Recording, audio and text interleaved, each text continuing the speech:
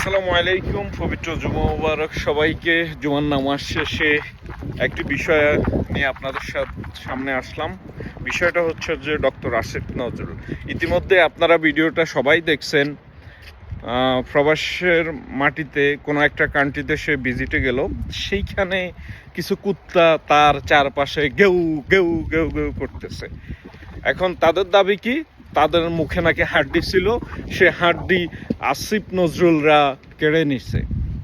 তাদের দাবি কি? তারা আবার হাড্ডি মুখে নিয়ে ঘুরতে চায়।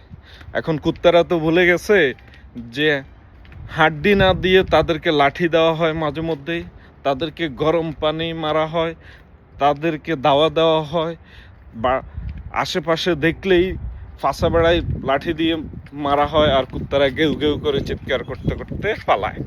এই বিষয়টা কুত্তারা ভুলে গেছে। কত বড় স্পর্ধা, কত বড় সাহস!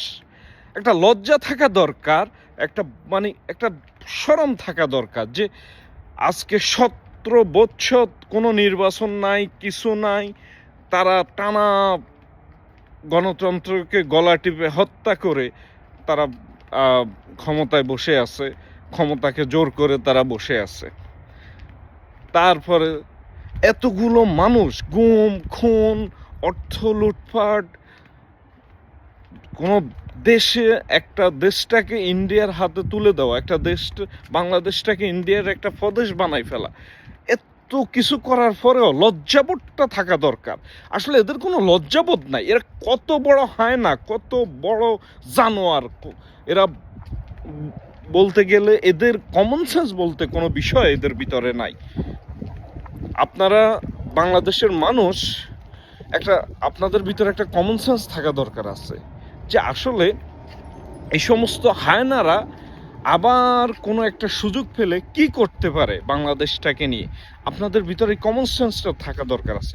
ভাই, আমি একটা ভুল করলে একটা লজ্জাবোধ সৃষ্টি হয়, একটা মানে সেন্স কাজ করে যে জিনিসটা রং হয়েছে নাকি রাইট হয়েছে।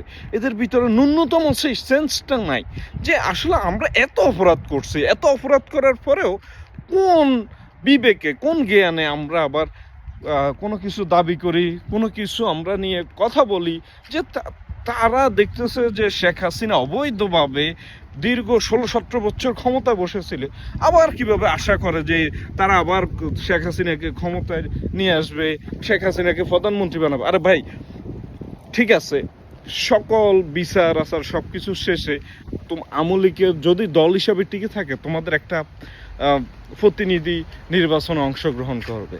তোমাদেরকে কি জনগণ ভোট দিবে মনে করো? আচ্ছা, যে জনগণ, তোমরা ভোটের মাধ্যমে ক্ষমতা আসতে হবে। যদি তোমাকে জনগণ ভোট দেয় তাহলে তোমরা ক্ষমতা আসবে, কোনো সমস্যা নাই। কিন্তু তারা কি এই জিনিসটা ভুলে গেছে যে জনগণ বাংলাদেশের মাটিতে আওয়ামী লীগের গন্ধ যেখানে আছে, দল নিষিদ্ধ হয়ে যাওয়ার পরেও যে এই লোকের গোষ্ঠীতে কেউ আওয়ামী লীগ করছে, এই ধরনের যদি কোনো নিউজ পায় তাকে ভোট দিবে না। এই জিনিসটা তো কনফার্ম। কোন লজ্জা আবার তোমরা এই সমস্ত বিবেক কাজ করে তোমাদেরকে, তোমরা আবার বাংলাদেশে ক্ষমতা আসবে, আবার তোমরা শেখ হাসিনাকে বাংলাদেশে ঢুকাবা। It's quite impossible. ভুলে যাও এইগুলা, এই সমস্ত স্বপ্নগুলো ভুলে যাও, মানুষের কাতারে চলে আসো। তোমাদের ব্রেইনটা কাজ করাও যে না, আসলে যা হয়েছে, শেখ হাসিনা যা করছে, শেখ মুজিবুর রহমান যা করছে, বাংলাদেশে গত 17 বছর 72 থেকে 75 যা হয়েছে, এগুলো সব অন্যায় হয়েছে। এখন তওবা করে মানুষের কাতারে আসো। মানুষ যদি তোমাদেরকে ক্ষমা করে তাহলে সমাজের থাকার কোনো সুযোগ করে দিবে, আর না হলে সেটারও আস্থা নাই। লাফাইও কম, পড়ে গেলে হাত পা কিছুই থাকবে না। আল্লাহ হাফেজ, সালামু আলাইকুম।